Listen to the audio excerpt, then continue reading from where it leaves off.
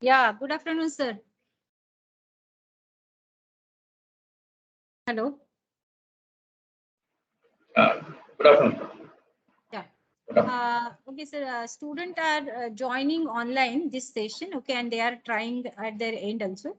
So, sir, shall we start now? Yes, madam. Yes. Okay. Okay. Yeah. So you can start, sir. We Okay. will be Okay. listening. Okay, madam.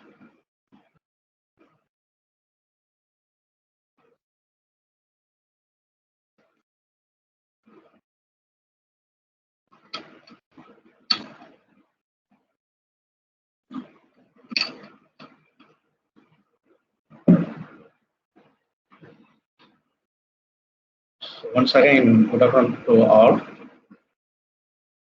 Um, 1 minute. I will share.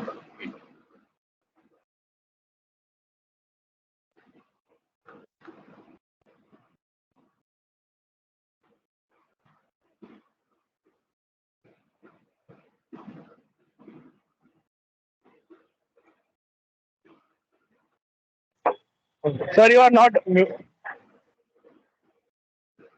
Hello. Am I audible? Sir, you are not. Yeah, yeah. Oh, okay, okay. Whether my screen is visible? Yes, sir. Yeah, okay, okay. Shall I start? Yes, sir. Thank you, thank you, thank you. So once again, good afternoon to all. Already we have seen about MBC architecture. In that, we have already seen view and controller, isn't it? So view deals with JSP, whereas controls deals with servlet. So both these we are somewhat we understand the basic concept. So in this session, we are going to see about model structure. What do you mean by model? Model deals with the business logic and DAO. All right. So model deals with business logic and DAO. Whereas business logic is extra services like transaction, security services, logger, mail services, and so on. Right? It deals with business logic. And DAO deals with the database connectivity. DAO deals with the database connectivity. So we are going to see this part aloud in this section. And before we are going to enter the session, we must know about what is Hibernate and what is the history behind Hibernate, why they have developed Hibernate, and so on. Right. So my session took two parts. One is introduction to Hibernate, which deals with the history and basic concept behind the Hibernate. Second session it deals with the architecture of the Hibernate. Then a simple program, Okay, so let's go into session. Hibernate. It's already introduced.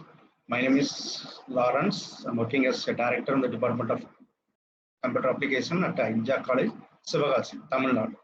Okay. So reviewing JDBC. Almost all of you know about JDBC. I hope you have worked also JDBC, right?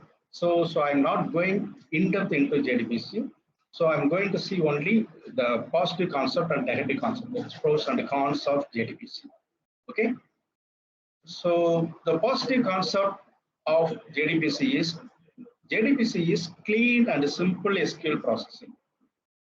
Okay, and it good performance with less amount of data, and very good for small applications and simple syntax, so easy to learn. So only it contains 6 syntax alone. So from that we can implement here JDBC easily, right? These are the positive aspects. What is the negative aspects? It is complex if it is used in large projects. Suppose I'm going to implement enterprise application. So I'm going to implement the ERP project for a college or a bank. Then it is very complex. So there is a large programming overhead also, and there is no encapsulation, and it is hard to implement MVC concept. Okay, and Cori is DBMS specific. This is the main drawback of JDBC. Okay, Cori is DBMS specific. This is the reason we go for Hibernate. Okay. What do you mean by database dependent or DBMS specific? Suppose in my application, I have used Oracle database. Okay. So after 1 year, my contract is over. So I want to switch over to MySQL. Okay. I want to switch over from Oracle to MySQL. Then what happens? I have to rewrite the entire code, isn't it? I have to rewrite the entire code, and it took a lot of problems to the programmer developer. That is called, it is JDBC is database dependent. Right? It dependent on the database. If you implement in Oracle, suppose if I want to move to MySQL, it is possible, but it is too difficult. Right? A lot of problems will occur. Okay. So that's why Sun is going to implement. So already they have implemented EJP concept. Right? To overcome the problems in JDBC, they moved to EJP, Enterprise Java Builds. You may see in the picture, it is in model structure. Okay, so they are developed EJP, Enterprise Java Builds. What is Enterprise Java Builds? It contains two parts. One is entity, another one is session. Right? Entity and session. Entity deals with the database. Entity deals with the database, whereas session deals with business logic. Already I told that business logic means that a transaction, security, logger, mail, and so on. So sessions deals with business logic, whereas entity deals with the database. Okay, suppose I'm going to write a small application, I have to import entity as well as session. I hope you understand the problem. Okay, whether it is maybe a small application or a big application, whether I need a session or entity, I have to write. I have to write entity and a session. You cannot ignore, right? This is a bigger headache to the developer. Okay. So, Sir. Okay. EJP requires session, entity, and services. So for simple application, we need everything. Hence, for small scale enterprise EJPs are not recommended. Okay, so the solution is Hibernate. Now you understand why do you go for Hibernate?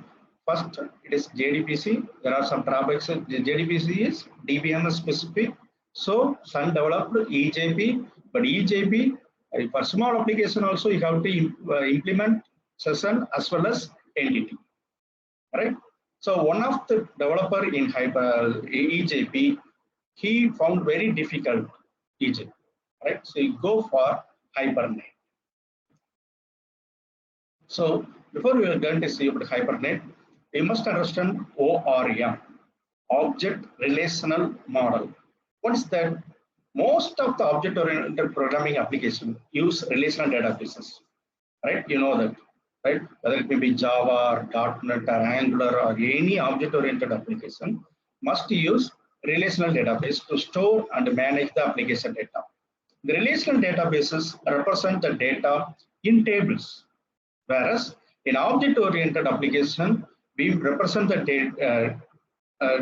data in object or class. Right?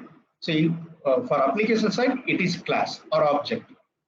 But in database side, it is table. It is entirely different format. There is no match between the object and the relational database. To overcome this problem, ORM is introduced. You can access a class by using its object. However, to access the developer data, you need to use a query language. Right? As a result, it is not possible to directly store the object in a relational database. So these differences between object-oriented and relational database paradigm are called impedance match. Impedance match. So there is no compatibility. That is called impedance match. Sorry, impedance mismatch. Okay. Say for example, the student class that is mapped with the student table can be created by using the following. Right? Suppose I want to create a student object. You can create as the encapsulated class student, and it contains a roll number and a name. Same, suppose I am going to create a student table, right? I have to create this query, right? So this is called impedance mismatch, right? So suppose let us consider a situation. Suppose I create an object. Okay, for example, in student class, I have created two objects, Joseph and James.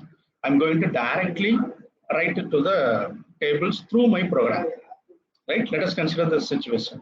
So one of the developer in EJB that is named as Galvin King, he imagined this concept, okay, and he developed Hypernet. So Hypernet just convert object to table, your object-oriented programming into relational database, right? It convert the object to corresponding table. You need not to convert the queries, or you need not worry about the queries, or you need not worry about the DBMS use. Okay. So what is Java framework? There are several persistent frameworks and ORM options are available. Not only Hypernet, there are several options are available. So a persistent framework is an ORM service that stores and retrieves objects into a relational database. This is our idea, right? It stores and retrieves object into a relational database, right? These are some examples: Java data objects, Spring DAO, Hypernet, Castor, Toplink. These are the softwares available for ORM. And we are going to see about Hypernet. So Hypernet is a ORM solution for Java introduced by Gavin King in 2001, right? He is one of the developer in EJP. So he found it very difficult in EJP. So he has developed Hypernet. It is a powerful, high performance, object relational persistent and query service for any Java application. Okay. So Hypernet maps Java classes to database tables, right? So this is the concept behind Hypernet. Hypernet maps Java classes to database tables, and from Java data types to SQL data types, and relieve the developer from 95% of common data persistent related programming tasks. Okay. So this is the structure of Hypernet. So Hypernet sits between traditional Java objects and database server, right? It converts the data Java objects into RDBMS, right? What are the advantages of Hypernet? First one, it is open source and lightweight. Okay. So Hypernet is not a priority software. It is open source. Proprietary software. It is not a proprietary software. It is a open source and lightweight. Lightweight means it occupies very small memory and it executes fast. Okay. So Hypernet framework is open source under the general public license and lightweight. Second advantage is fast performance. The performance of Hypernet framework is fast because catchy. Catchy is internally used in Hypernet. Let us see about it catchy. Okay. So database independent query. Hypernet follows a different query structure, that is HQL. Right? Hypernet query language is the object-oriented version of SQL. Object-oriented version of SQL. So it generates the database independent queries. And automatic table creation. Next advantage is automatic table creation. Hypernet framework provides the facility to create the tables of the database automatically. So there is no need to create tables in the database manually. Okay. And the primary key generated support. So automatically generate the primary key. You know that primary key is important for every table. Each table must contain at least one primary key. One primary key.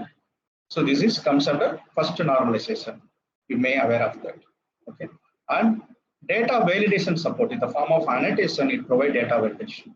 And it is exception free. Compile time, it does not throw any exception. Only at runtime it throws exception. And it provides ORM support.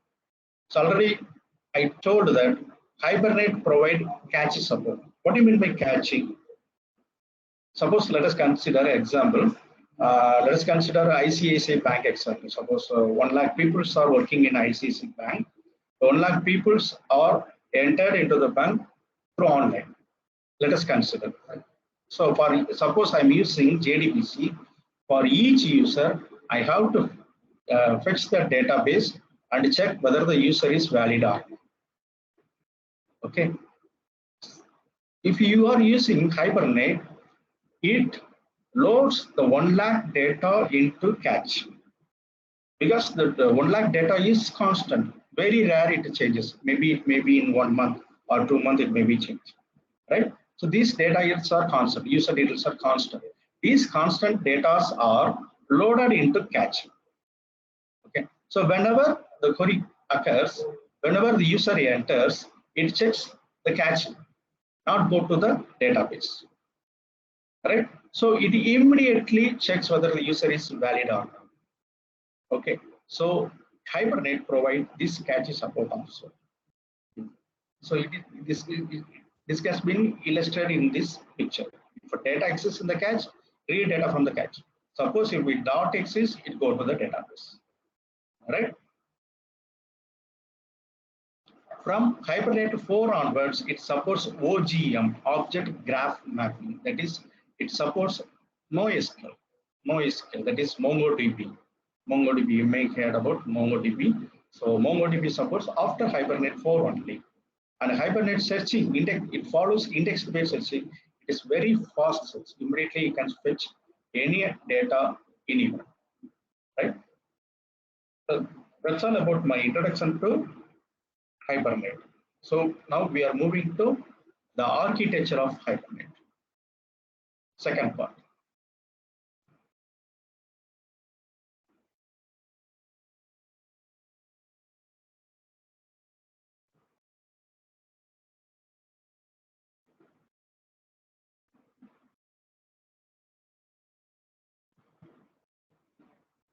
Do you have any doubt so far?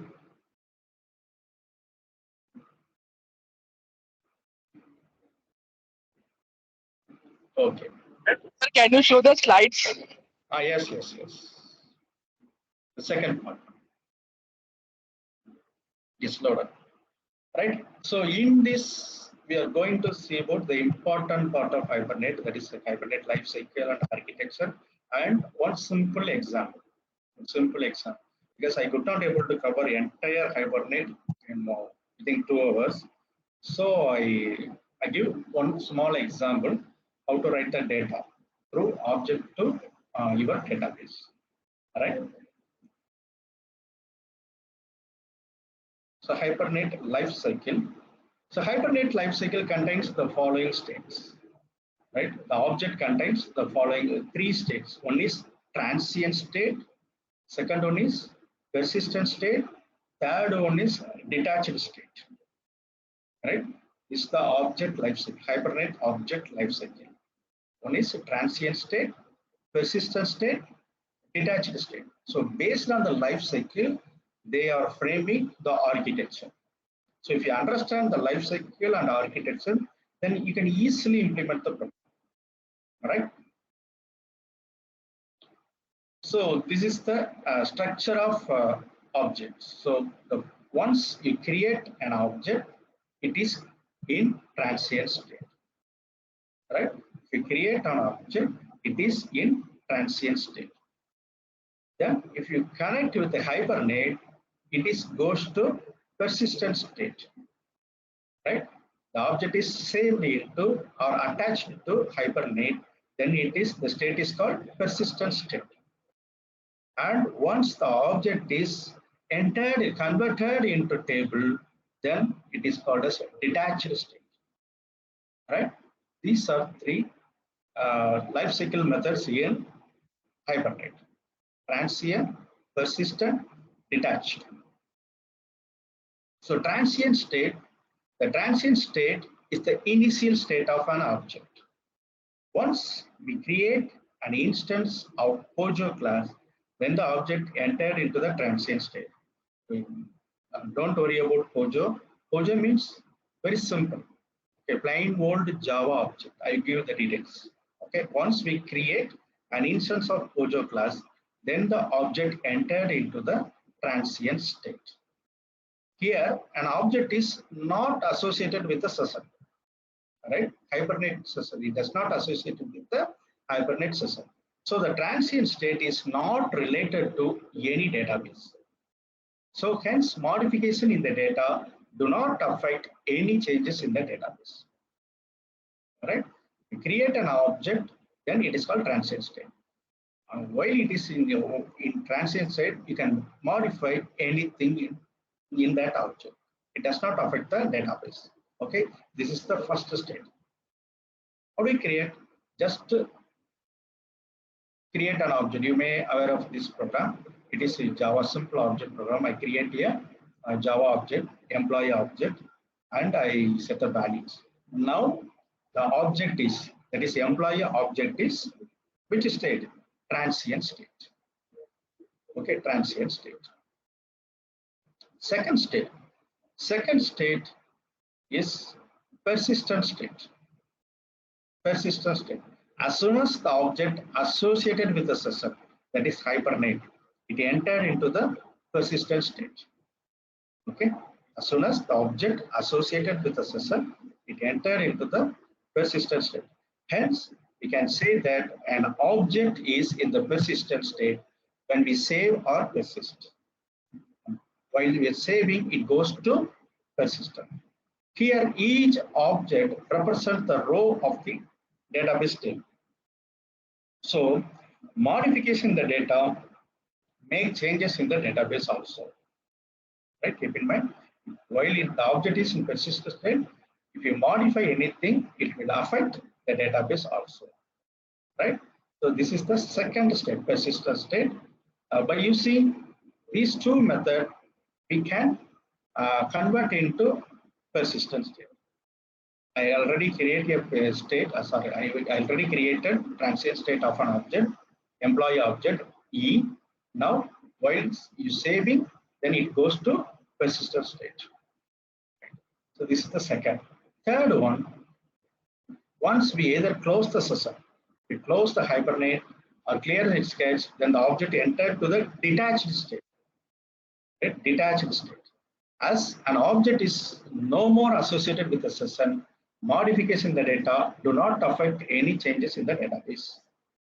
However, the detached still has representation in the database. Right? We modify anything in the object, it does not affect the database. So in two status does not affect the object. Which one? Transient state and detached state. While it is in persistent state, if you modify the object, it will affect the database. So for that, we are using these three methods, session.close or session.clear or session.evict. So mostly we are using session.evict. Right. So now I hope you are understand these three objects: transient state, persistent state, detached state. Okay. Based on this, they framed the architecture, Hibernate architecture. So Hibernate has a layered architecture. It's a layered architecture which helps the user to operate without having to know the underlying APIs. Right? It is the layered architecture which helps the user to operate without having to know the underlying APIs. So you no need to worry about underlying APIs. Underlying they are contain JDBC or something like that. Okay, we no need to worry. Okay. So this is the architecture of Hibernate. Okay. So the topmost is application layer. Application layer means it deals with our Java application, right? Our Java program, right? Our Java program convert the object. So we create the object. This state is called transient state. So in this application layer, the object is in transient state, right? When it will converted into persistent state, when you save the object, it is attached to the session, Hibernate session, then it is persistent state. So in Hibernate layer, there are two files. There are two files, mapping file, configuration file. mapping file and configuration file. Mapping file deals with the mapping between your object and database. Right? Configuration contains some Hibernate commands. Right? Let us see about it. And the lowest layer is database. When the object comes to the database, it is detached state. Right? So based on the life cycle of a Hibernate object, the layer has been developed. Hibernate architecture has been developed.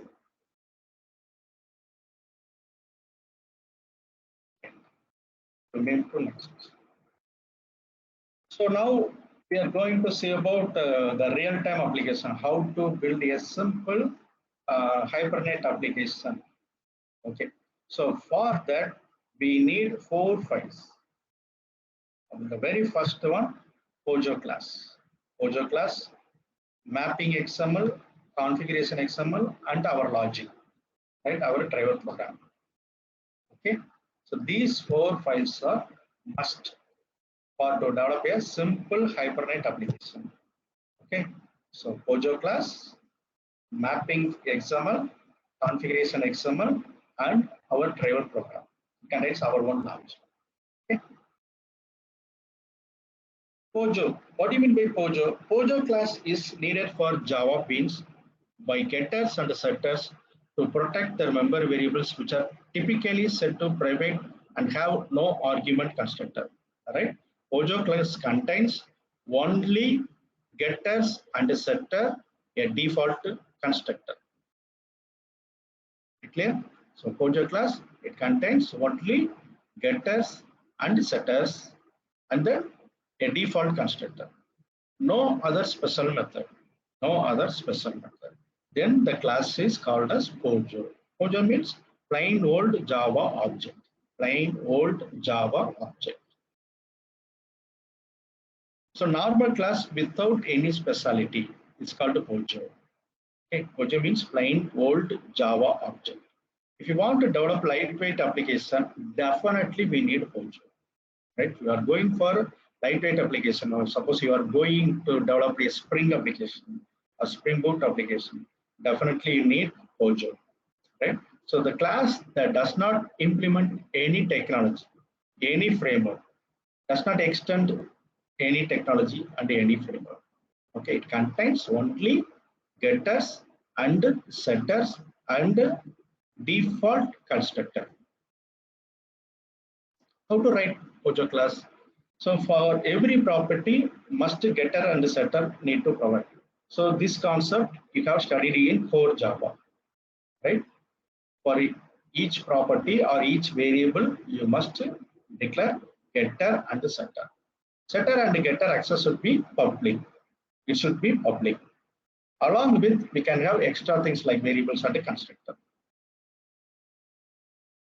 So we can easily develop Pojo in the application. Okay. Suppose I am creating a class employee, right? It contains 4 fields: integer, employee ID, string name, string address, and integer 7. So these are 4 variables. So for these 4 variables, I have to create getters and setters. Plus, it should contain a default constructor. Likewise, public employee, right? You may aware of what is constructor. It's the same name as class name, right? So the first one is over. Pojo class is over. Second, you have to create the mapping file, right? Mapping file for persistent class. The mapping file name conventionally should be class name dot hpm dot xml. Are you clear? So mapping file name should be class name dot hpm dot xml. Suppose I'm creating employee class, then what will be the mapping file? Suppose I'm creating employee dot class file. Then the HPM file should be, that is Hibernate mapping file should be employee.hpm.xml. Okay. Suppose I'm creating a student class, student Pojo class. Then the mapping file should be student.hpm.xml. Right? That's why it gives us class name .hpm.xml. hpm.xml is common, so class name represents the Pojo class. Right? The same as the Pojo class. Okay. Then it contains the very first tag, root tag, Hibernate mapping. You first understand this while implementing, you easily aware of that. Okay. First we go through it. That's all. Right. The root tag is Hibernate mapping. It is the root element in the mapping file that contains all the mapping elements. Under the Hibernate mapping, there is another tag called named as class. It is the sub-element of Hibernate mapping element. It specifies the persistent class. It specifies the persistent class. Third, ID. Already I told that every table should contain a primary key. It's the first normalization form. So to create the primary key attribute, we use the ID. Right? For other attributes, we can use the property. Anything? Any doubt? Okay. Right? So Hibernate mapping file contains 4 elements. First one, root element, is called Hibernate mapping tag. Second one is class. All right. Third one is ID. Fourth one is property. Okay. You see the example. The very first is DTD file. DTD means document type definition. Document type definition. The first 3 lines are document type definition. It defines the structure and legal elements and attributes of an XML document. That's why it is called as DTD, document type definition. Okay. So the very first root element is Hibernate mapping. Hibernate mapping. You know about XML or HTML. Okay, the tag started with the root element. HTML started with HTML root tag. Similarly, Hibernate mapping start with Hibernate mapping root tag. Under this Hibernate root tag, there is a tag called class. Class. The attributes of class is name. Name means Pojo class. Name represent Pojo class. Name represent Pojo class. Table represent the table we are using in MySQL or Oracle. Right? You understand? Class contains the name of the class we are using and a table name. That's all. Right? I am using employee Pojo class. So I give us employee. Employee. The same time in MySQL, I am using employee. Employee table. Employee table. Right? So now the object employee is converted into employee table. I think you understand, right? What we are going to, right? The employee object is converted into employee table. This is our objective. The class represents that objective. Okay. And under the class, I told that there are two fields are there. One is ID, another one is property. ID represent the primary key. Right? So ID name means employee ID. So which is usually in our Pojo class. Pojo class. And the same is represented in the table as column SID. SID. SID. So here I am Pojo class, I am using EID. In column and table, I am using SID. Right? Similarly, this one is must. So every table must contain one primary key. Right? This is first normalization form. Okay. Second, so I am creating Pojo class already. Right. So in the Pojo class, it contains 4 fields, right?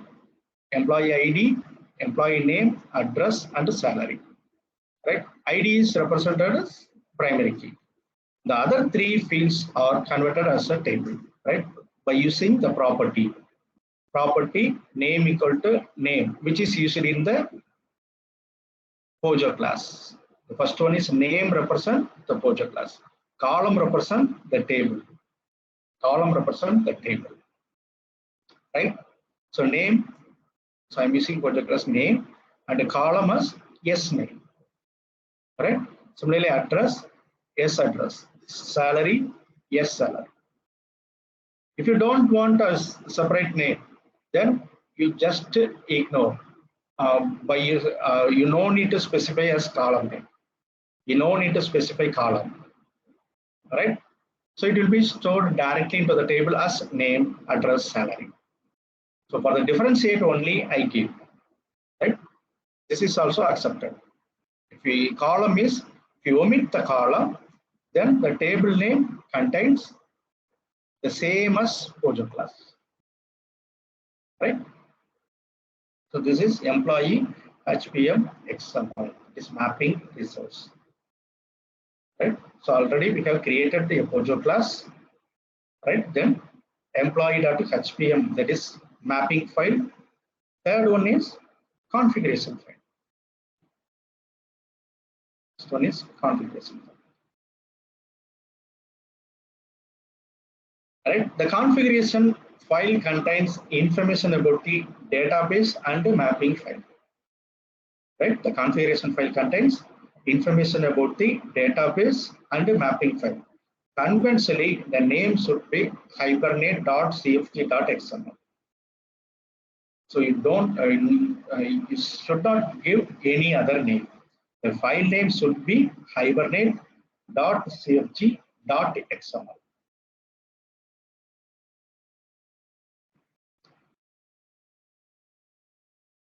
So this is the format of a configuration file. So the root tag is Hibernate configuration. Hibernate configuration. Okay. Under the Hibernate configuration, there is a tag called Session Factory. Session Factory. Session Factory, which creates the sessions. Right? Session Factory. Under the Session Factory, again the property.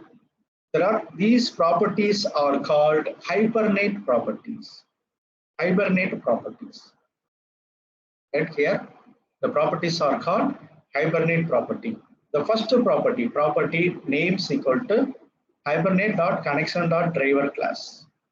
Suppose I am using MySQL, I have to use this driver class com.mysql.jdbc.driver. Suppose I am using Oracle, the driver is changed. The driver would be some other one, right? com.thin. Something like that. Okay. So first property, you have to specify the JDBC driver. I hope you have implemented in JDBC. That JDBC driver you have to specify here. All right. So the first property is hibernate.connection.driver_class, which deals the JDBC driver. Which kind of JDBC driver you are using? Whether you are using MySQL JDBC driver or Oracle JDBC driver or Access driver or SQL Server, something like that. Okay. The first thing you have to specify the JDBC driver. So I am going to use MySQL. So I am using com.mysql.jdbc.driver. Okay, are you clear? Then second property names equal to hibernate.connection.url. Right? So MySQL listen some port. The port is called 330. So it's a default port. It listens only in this port. Default port. We can change, but defaultly it listens in this port, right? So you have to specify the connection URL. So it contains JDBC MySQL :localhost:3306. So port number which is running on, which is MySQL running. slash the database slash the database. Very clear, right? Second one is dealt with the connection URL, right? Connection URL. Connection URL means localhost 3306 slash the database name. Database name. You may working in a which is called MySQL. So first you have to create a database, right? Create a database and then by using use database, then only we can create a table, right? That database name is given here, right? The third property is Hibernate property is username and password. Username and password. So Hibernate dot connection dot username. You know that always the MySQL password username is root, and the password we can change. So it is while installing you may give your own password. So here I am giving root as the username and the root password, right? So the next two properties deals with username and the password. Next one is dialect, right? Dialect. Property name Hibernate dialect. For each database, Hibernate uses separate dialect, right? For MySQL, it uses this dialect, org.hibernate.dialect.mysql dialect. Suppose if it is Oracle, then the MySQL dialect will be changed to Oracle, right?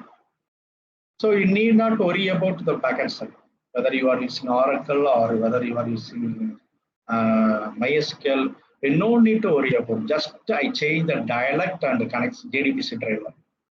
These two things are enough to change the database. Right? These two are important. Especially the Hibernate dialect is very important. Hibernate dot dialect. Suppose I am using MySQL, then I am using MySQL dialect. If I am using Oracle, then I will have to use Oracle dialect. Right? The next property is this is optional connection pool size. So at the same time, 10 connection may be allowed, right? So this is optional. And next, we have to specify the mapping resource. Recently, we created a hpm.xml, right? You give the name mapping resource equal to employee.hpm.xml. That's all. And then you have to close the session factory. Then you have to close the Hibernate configuration, right? So Hibernate configuration, it contains the root tag as Hibernate configuration. Then session factory. Under the session factory, all these are Hibernate properties. You have to specify the Hibernate property. The very first one is JDBC driver. Then what kind of database you are using. Then what is the username and the password, and then dialect, then full size. Finally, you must give the mapping resource, right? Reason we create the mapping, so employee.hpm.xml. Suppose if you are creating student database, then you have to give student.hpm.xml. Are you clear?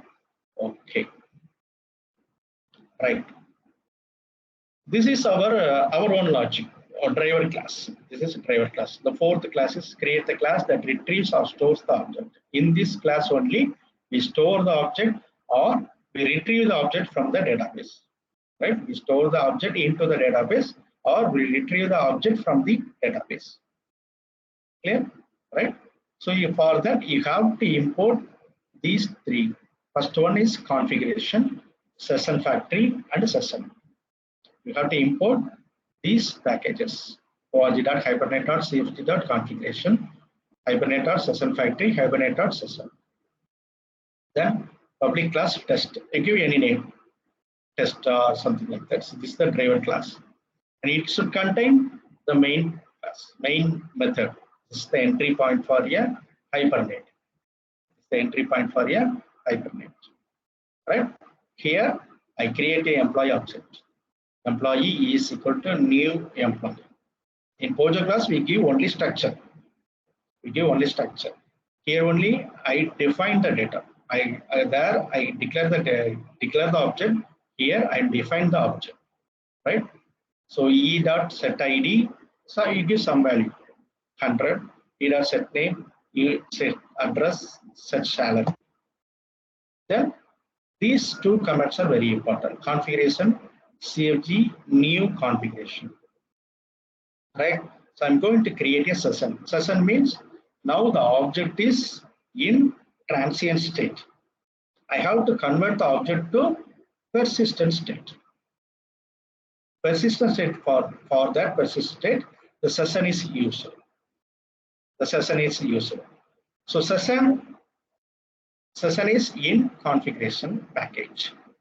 So you have to create configuration, new configuration. You have to instantiate configuration class.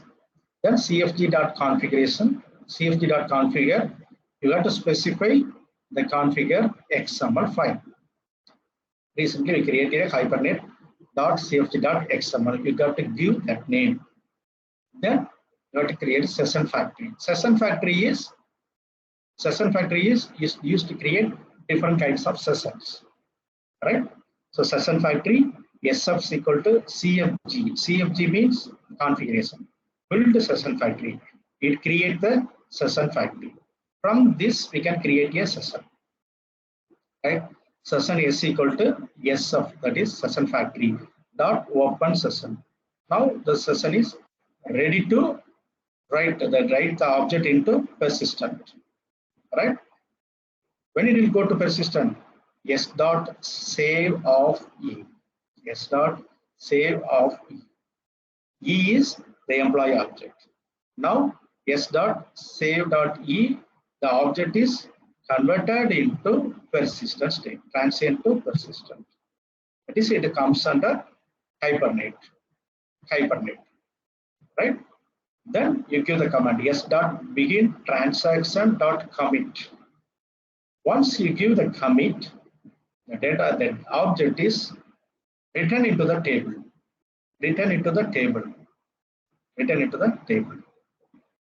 right? So all the changes are closed here. Finally, s.evict, we have to detach it. We have to detach from Hibernate to database, right? So for that, the command used is s.evict, evict of e. Now the object is in detached state.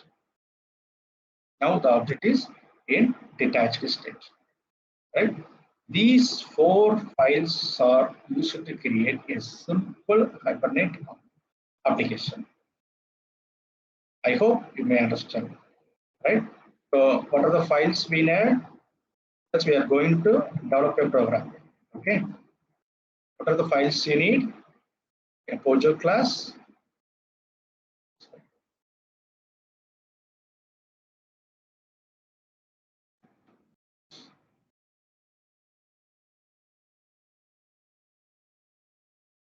A Pojo class, a mapping XML, that is Hibernate mapping file, then configuration file, then client application. These 4 files are needed for any Hibernate application. Whether it is simple or complex or enterprise application, you need these 4 files. All right. Once again, I repeat, Pojo class is very simple Java file. It contains only getters and setters plus default argument. And a mapping XML, it contains the class name as well as the table name. Similarly, in the class fields as well as the column fields, right? Configuration XML, it all contains the Hibernate properties. What are the database driver you are going to use? What are the dialect you are going to use? What is the username and the password, right? For the connection size, and you have to specify the mapping XML file also. Finally, our application. In that application, you have to configure. You have to configure the system, right? You have to convert the object to which state? Transient state to persistent state. Then persistent to detached state, right? For that, these 4 files are used.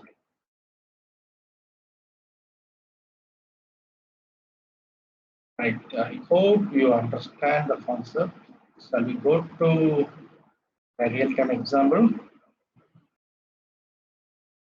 Are you ready? Yes, sir. Okay. Good.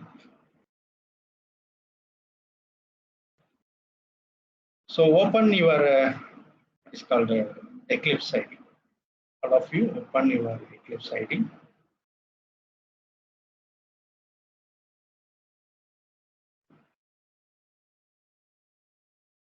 I'm sharing my screen.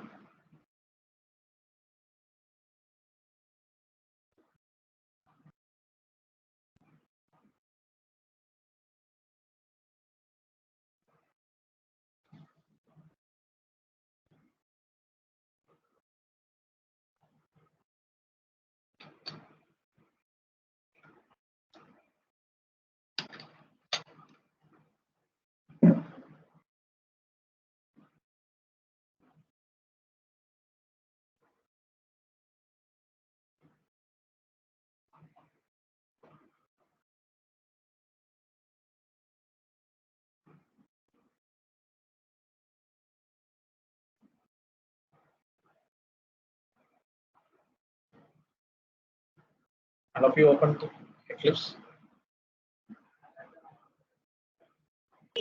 So is it okay if we use NetBeans? Mm, no. NetBeans, a lot of problems occurs in NetBeans. That's why I moved to Eclipse.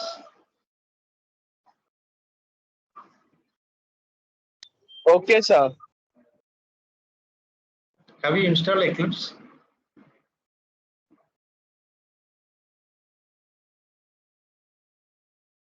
Anyone? Have you installed Sir, Eclipse? wait 5 minutes. Can you wait for 5 minutes? We are installing right now. Okay.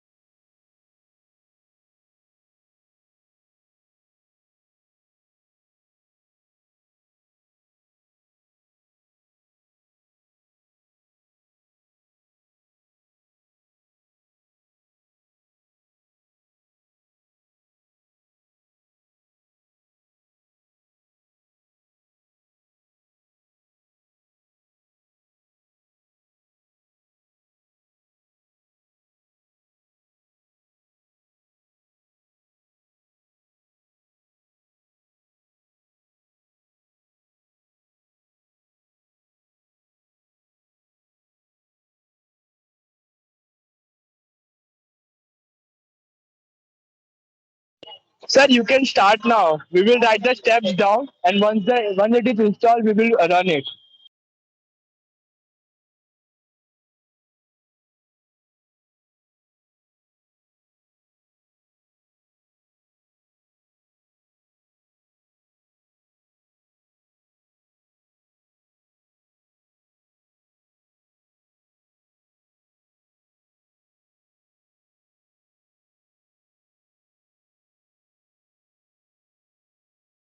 Hello, sir.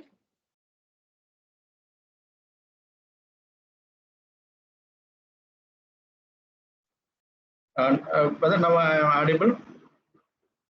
Yeah, you are audible, Yes, sir. Yes, sir. yes. Sorry. Okay. Yeah, Um, installation process is going on. okay, Students are okay, installing at their end and making this setup ready. So they will okay, be following your all steps. They are noting it down also.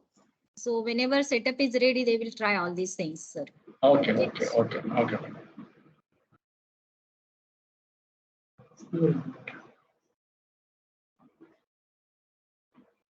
So I hope this you may understand. This is also an IDE. which is usually Java enterprise application or Java built-in application, simple application. And this is most widely used in many software companies, Eclipse, right? So I think it is the better opportunity for you. You may have you may know about two kind of IDE, NetBeans and as well as Eclipse, right?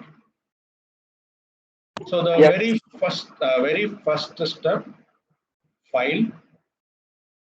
That file you have to click new. If you click new, it is called as project render list all the objects, all the possibilities. Okay, so create. So first click Java project. If Java project is not available, don't worry, you click project. In this definitely Java project is available. All right. So very first step, file, new, Java project. Java project, right? So in that you have to give project name, hibernate example. So similarly, check whether or what kind of SE, Java SE you are using. So I am using Java SE 1.8. I hope you made also, right? Otherwise, you can map the Java SE version. Execution environment Java runtime environment. So you must specify which kind of JRE you are using, right? By default, it is select SE, Java SE. So in our system, it should contain JRE, right? JDK 1.8. Suppose if you are using 1.8, it should contain JDK 1.8, right? Next, you click next, right? So I'm creating Hibernate example project. Under that, a source folder is created. Under that, a source folder is SRC folder is created. That's all. Finish. That's all. Finish. Right? Understand? So very simple. First step is very simple. You are going to create a project, Hibernate project. Hibernate is a Java project. So I click Java project. File, new Java project. And you have to give project name. And you have to check what kind of JRE you using in your system. If you are using 1.8, JDK 1.8, you have to give 1.8. Suppose if you are using 9, you have to give 9 and so on. Right? Then next, finish. That's all. So it will create a folder, Hibernate example. Right? In that, it contains JR system library and SRC folder. Right? First step clear? Yes, sir. Okay. The second step, you have to import the Hibernate jar files. So already I given the URL to madam. Anyhow, now I am sharing that also. Okay. It is freely available in all Hibernate.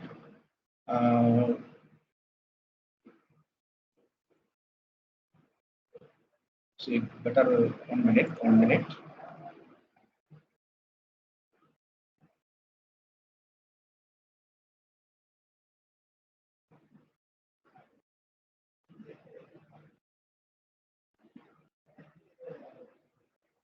One minute.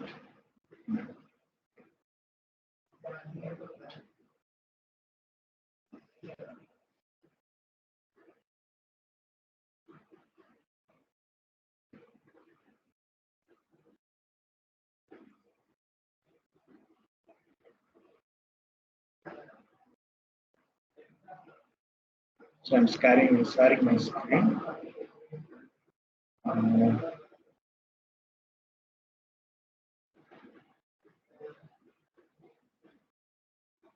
Right. Okay. It's already given the URL to madam. So it is nothing but Java T point, right? It contains all the tutorials, Hibernate, Spring, on-ride, anything, right? So in that, go to the fifth one.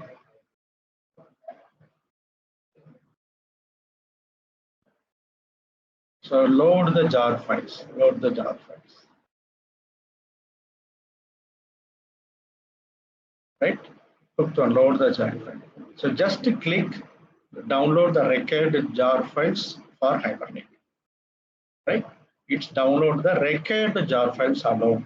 Required jar file, not all jar. If we go Hibernate site, it contains all jar files, right? But I need only what files? Just Hibernate jar files allowed. So I have already downloaded. So I kept in the system. Okay.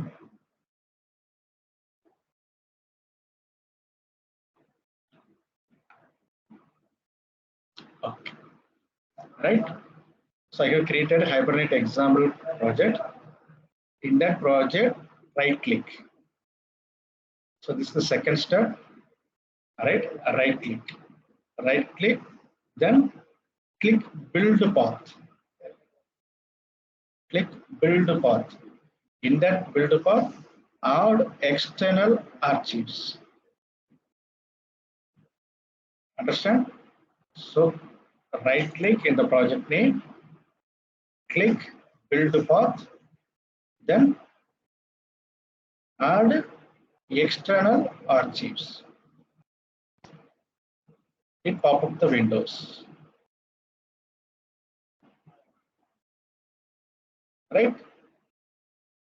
So already I have downloaded the Hibernate jar file from Java T point, right? So these are the Java jar files used for Hibernate application. Or you have to download all these files. Select Control A, Control A. It selects all the files. All right. Click Open button.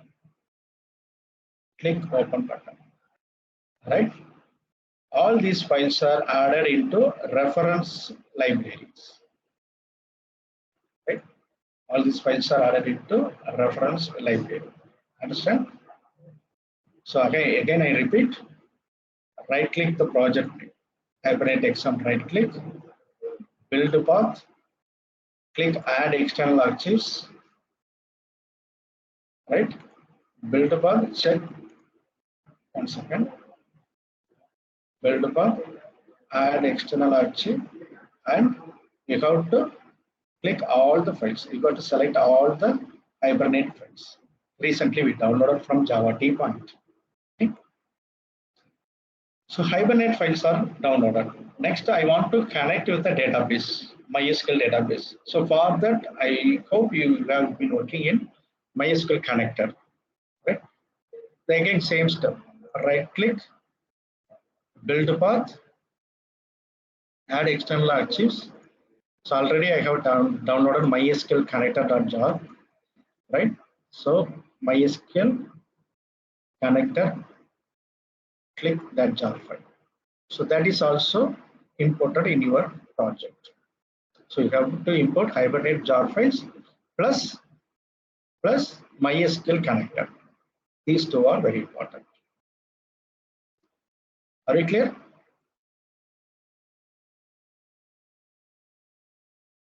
Yes, sir. Yes. Okay. Okay.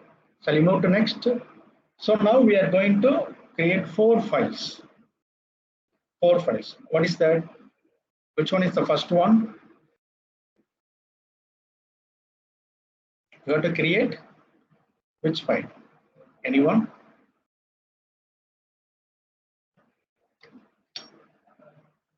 Java servlet. Java. You have to create 4 files. Already I discussed in the presentation. First file is Pojo file.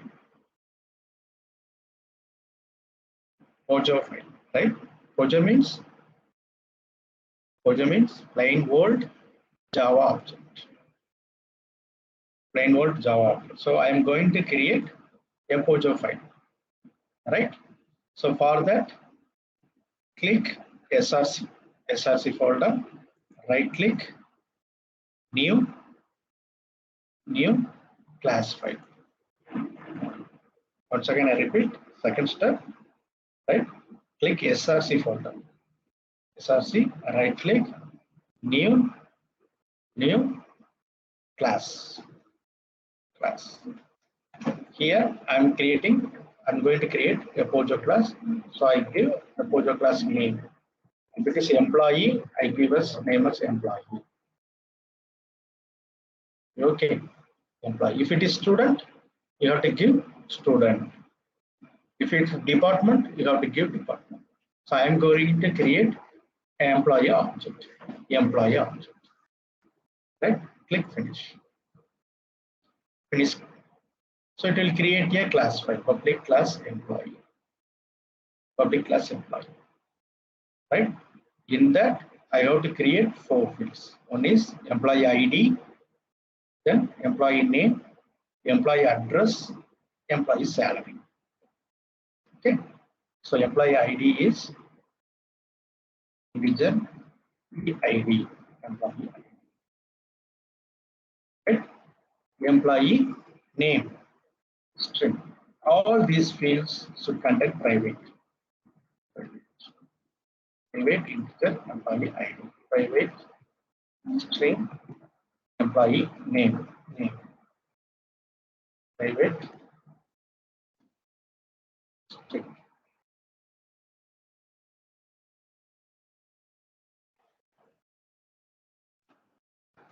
Private string address. Private in salary. Right? So I create an employee class which contains 4 fields. These 4 fields are written into the table. Right? These 4 fields are converted into table. Very clear? Right? For that, I have to create a Pojo class. The Pojo class contains the 4 fields. Plus, already I told that it should contain getters and setters plus default constructor. Getters and setters, default constructor. Okay. So for getters and setters, click source. You don't need to write. Click source, and in that there is an option called generate getters and setters. Generate getters and setters. If you click, it will list all the fields, all the 4 fields. Select all, right? Select all. Generate. Click generate.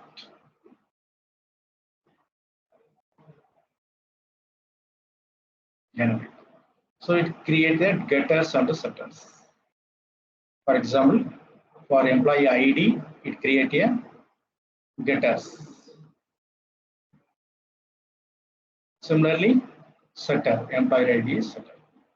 With these concepts, you have studied in core Java. Right? Now, I have to create a default constructor, public employee. Right? A default constructor. So now the Pojo class is ready. So first part over. First part over. Right? Pojo class, we have created a Pojo class. Next, we have to create a mapping file. We have to create a mapping file. Right? The mapping file name should be the class name .hpm.xml. Right? So for that, again you click src, right click, new file,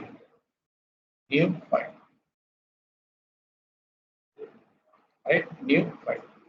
So in this, I have to create a XML file. That is Hibernate file, Hibernate mapping file, employee.hpm.xml. So it will create a employee HPM XML file. So very first line, it should contain DTD, data definition, data type definition, right? So for that, already I send the file to ma'am, right? From that also you can copy, okay?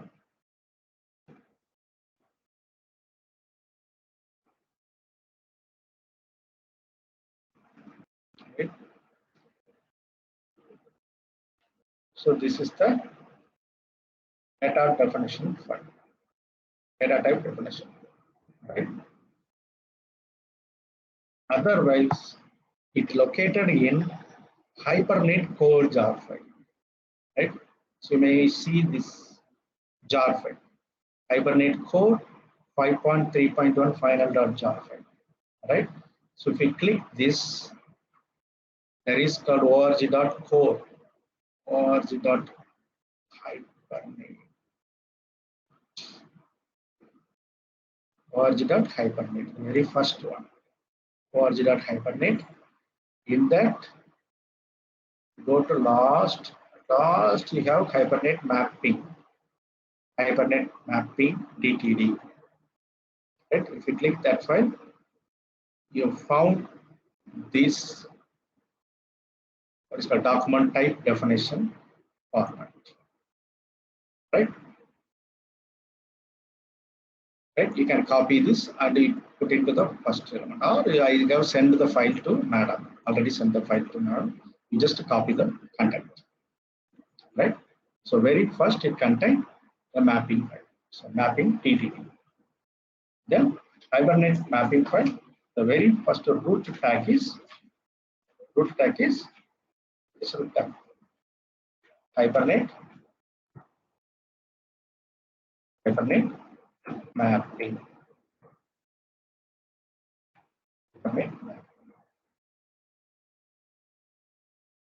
mapping.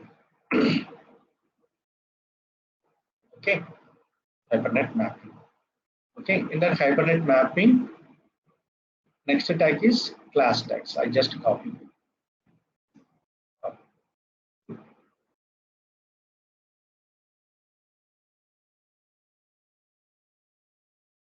Right. The next tag is class tag. Class tag name represent the Pojo class. The Pojo class you created employee.java, right? Employee. If you create student, then you have to give student, right? Then table name, employee table. This will be created in the MySQL. All right. Now the Pojo class, this object is converted into this table, right? And the employee class, I'm using 4 fields, 4 attributes: employee ID, name, address, salary. Employee ID is primary key.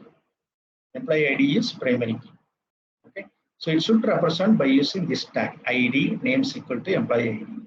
And this will be represented in column as SID.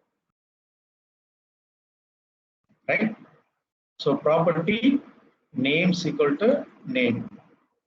In that column is equal to S9. Property name is equal to address. In that table, S address. Property name equal to salary, which is in Pojo class, and column as S salary. That's all. Now I created a mapping file also.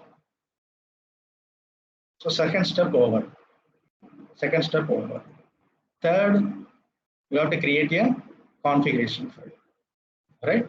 So for that, again, you click SRC folder, right click, new file. The name should be hibernate.cfg.xml. Name should be hibernate.cfg.xml. Finish. It will create a XML file, right? So I just copy the file. Okay. So I send the content to madam.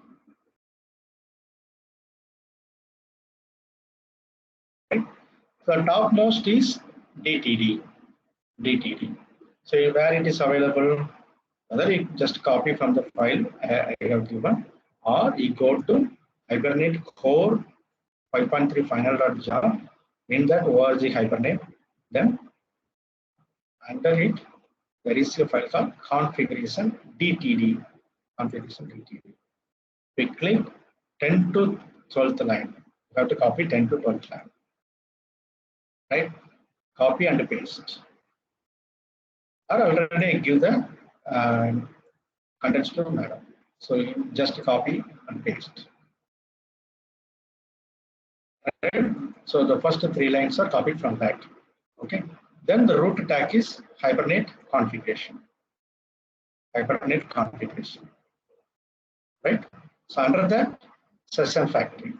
Session factory. Session factory contains all these are Hibernate properties. All these are Hibernate properties.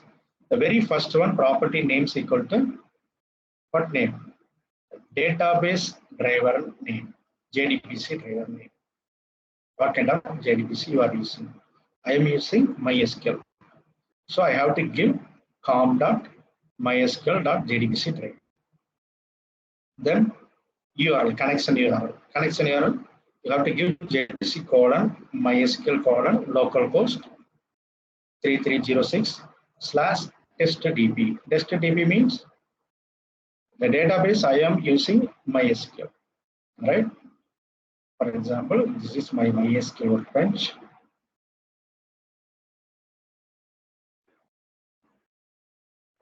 Right? Here I am using use what database? Test database. TestDB. TestDB.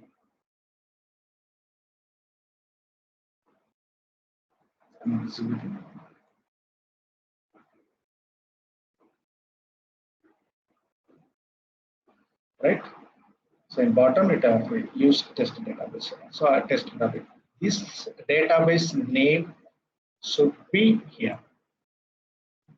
This database name should be here. Right? Understand?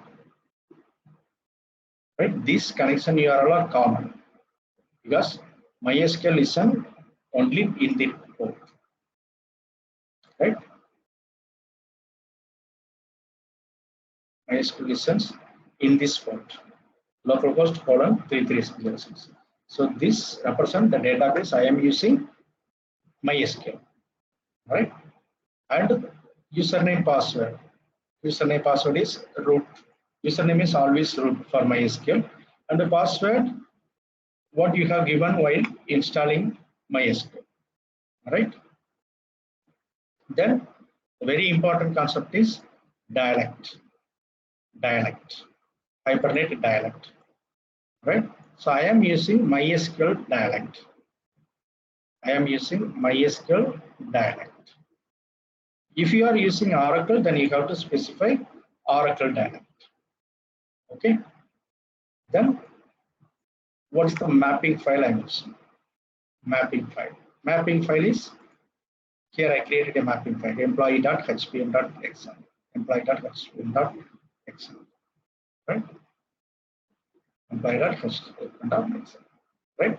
So you have to give that name, that file. Okay. So configuration file is ready. Hibernate configuration file is ready. Next, I have to create what is called driver program, right? Client program. Okay. So for that, again, you click SRC, select SRC, and a new class. Just I give test, something, any name. Just finish. Finish. I just copy.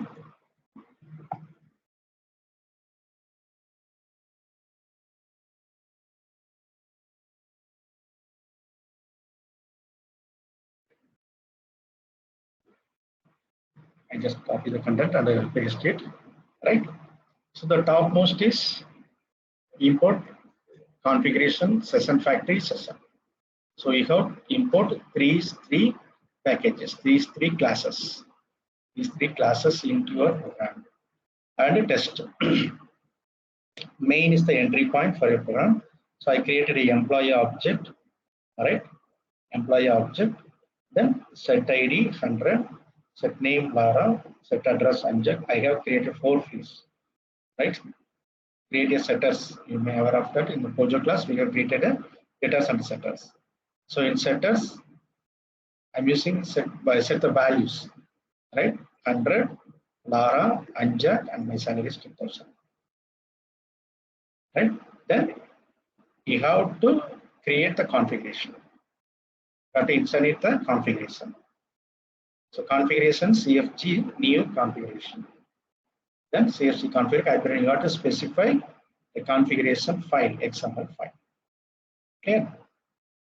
Next, session factory. Session factory. Session factory. You have to create a session factory. CFG dot build a session factory. Then session is equal to open session. Then you have to save the object. Save the object. Right now, this transient object is converted into persistent object. Persistent object. Right? After I finish, I have to give begin transaction dot commit command. Begin transaction dot commit command. Now the object is converted into database. Converted into database. Then finally, it detach the object. Finally, detach the object. Finally, detach the object. So I have saved all. Let us go to the database, MySQL database. Okay. I truncate the content. Truncate table employee. Truncate. Truncate employee. Okay. Select from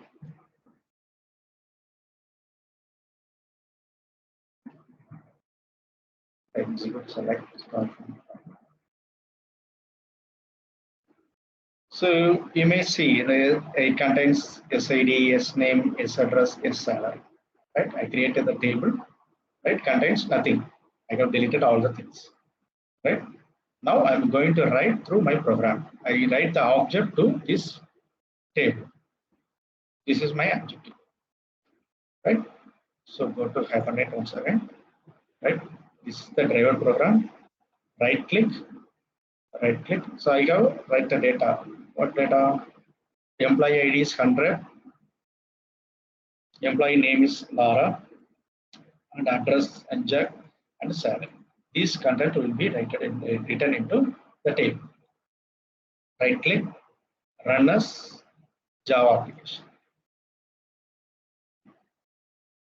Right.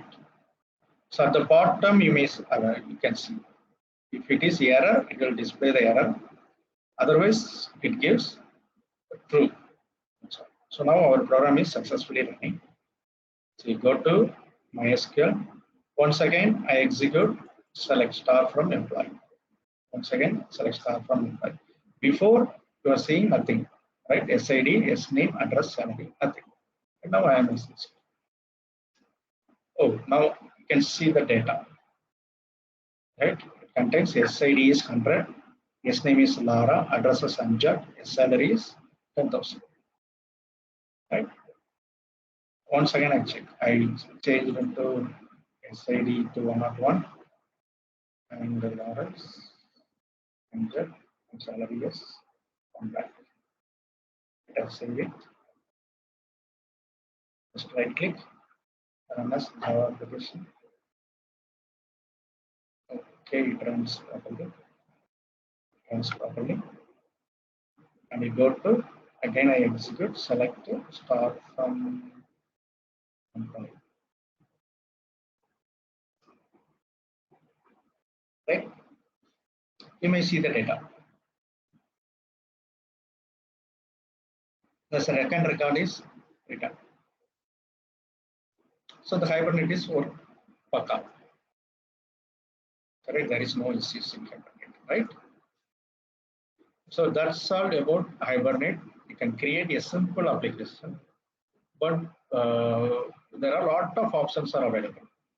So due to time, I could not able to continue. Right? So you may work. You have to download the Eclipse, and you have to download the jar files, Hibernate jar files, and once again the connector jar files.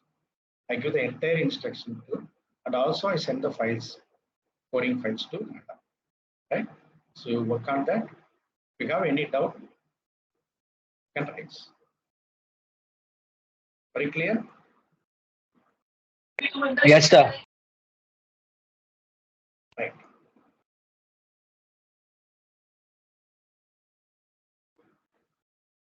So if you work in this example, then you can go further. You can implement auto DDL. So you no need to create a table in database. So here I am create a table. Right. First I have to create a table. Then only I have to write. Right. So by using auto DDL, you can directly create the table through the program, not to database. Right. So there are a lot of options are available in Hibernate. It's very easy to understand. Just you have to create a 4 files: the project class and mapping file, then configuration file, then driver class. That's all.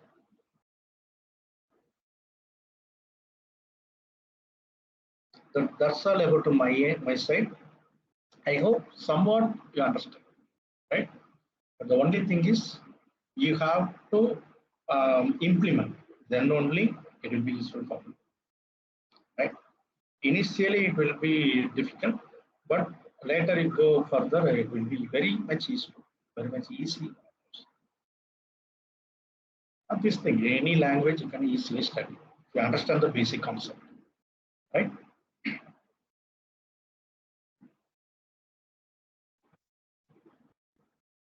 Madam, Hila madam.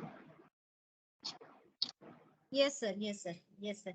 Yeah. So basically, they are listening to this, and they have understood actually the gist of hibernate, how to implement this concept. Yeah, sir. And sessions were really, well prepared and well delivered, sir. And they came to know so many things through these sessions. Few students want to give feedback related to this. All three sessions, even you, sir, and Akila madam, both have taken a lot of efforts to compile this content and deliver this content in front of our students. Thank you very much for that, sir. Thank you. Along with that, few students also wanted to give their feedback, actually what they have learned from all these three sessions. This was again the mixture of offline as well as online. Few students are trying it offline, and last two sessions also they were totally offline, but today majority of them are attending this session online and trying at their end also, all these things that you have shown to them. I have shared that file with them also. Okay. So we want to hear from a few of our students. Okay, actual real feedback what they have actually learned from all these sessions. So I'll call out few names. Tarun is there. Tarun, Sprinjay, Dhaval, and Aditi. You tell what you have felt after going through all these sessions. Okay, over to you, students. Yeah. Thank you very much, sir. The session was really helpful and nice. In fact, all three sessions were very informative, and we understood many things like about the GSP, then about Hibernate, and the hands-on sessions were really interactive with you and Akila ma'am. So thank you both of you for the lectures. Thank you. Thank you.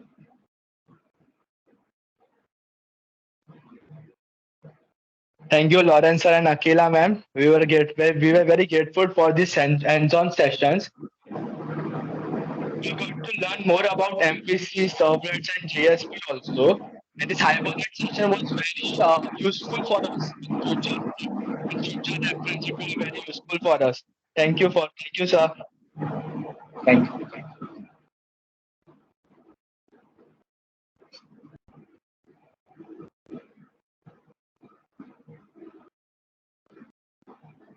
Aditi Dhaval, are you there?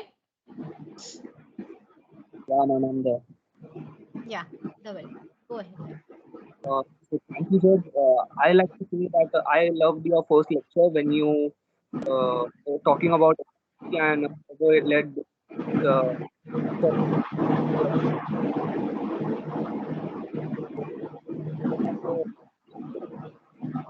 I like those things.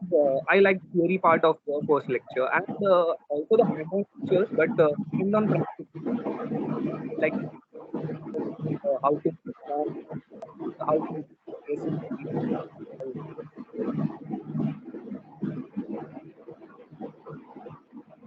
Anyway, your voice is breaking. No issue. Yeah, voice is breaking. Okay, okay. Dhaval. Yeah, anyone else want to give feedback to student? Students, are you there?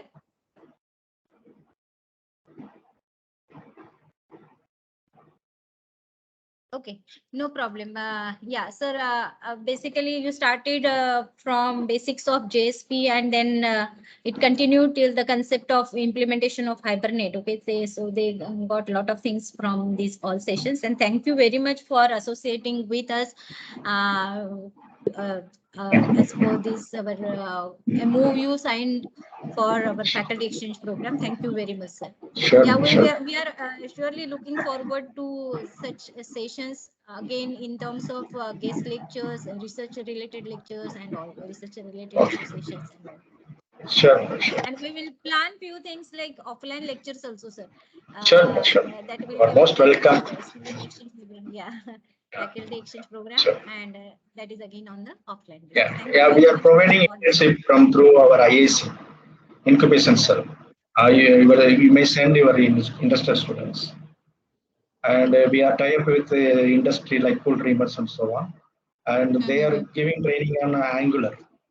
So it would be Okay. very much useful current need, latest need. And if your students are willing to attend the campus interview, I will send the details also. They can attend through online also, and they may work from home. And they need no need to Okay. come to here. The company is placed in Bangalore. Okay, they are looking for all over India. All right. Okay. So you may refer your some valid students, good students. Okay. So I will send the details, share the details also. Yes. Yes. Surely, sir. Okay, send those details. I will pass on those details to our students. Sure, Also. sure, sure. Thank you very much, sir. Thank you. We are Thank looking forward to such more and more associations in us. Okay, thank you very much. Thank you, ma'am. Yeah, thank you, Akila ma'am. Thank you, Devi ma'am, also for this whole arrangement and all. Thank you. Thanks, sir. Thank you, sir. Thank you. Thank you, sir. Thank you. Thank you, sir. Thank you, Thank you, ma'am. sir. Thank you so much. Yeah. Thank you. Thank you, Devi ma'am. Yeah.